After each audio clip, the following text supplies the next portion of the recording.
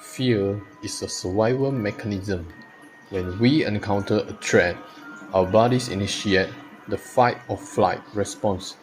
However, many of us voluntarily seek out scary experiences like horror movies or haunted houses. This phenomenon is known as recreational fear. The reason we find enjoyment in being scared lies in the biology of our stress response and the cognitive context of the environment. When we started off terrified, our brain's amygdala triggers a flood of chemicals.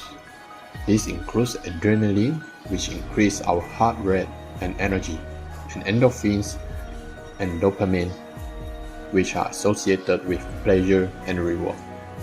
In a truly dangerous situation, we don't feel fun because we are focused on survival. But in a controlled environment, such as a cinema or theme park, our brains can process these chemicals differently because there is no actual threat to our lives. We experience the psychological high without the genuine terror, resulting in a sense of euphoria. A critical factor in enjoying fear is what psychologists call the protective frame. This is the mental boundary that tells us we are safe, even if our heart is pounding at 140 beats per minute. A small part of our brain remains aware of the reality. The physical frame is you are sitting in a comfortable cinema seat or a controlled theme park ride. The psychological frame is you know that the monster on the screen is made of pixels, or that the ghost in the haunted house is an actor in its costume. Without this frame, the experience would be trauma, not fun. This explains why we fear things that are unlikely to cause us harm, like zombies or ghosts, because they are impossible, fictional.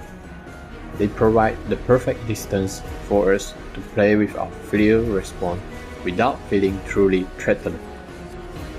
Why is it that we rarely want to go to a haunted house alone? Fear is a deeply social experience.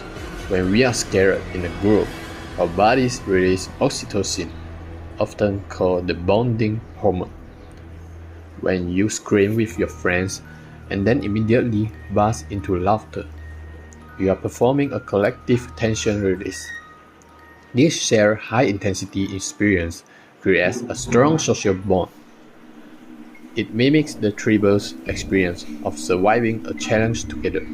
In a modern world where many of us live very safe, predictable lives, these manufactured scares provide a real opportunity to bond through intense shared emotion.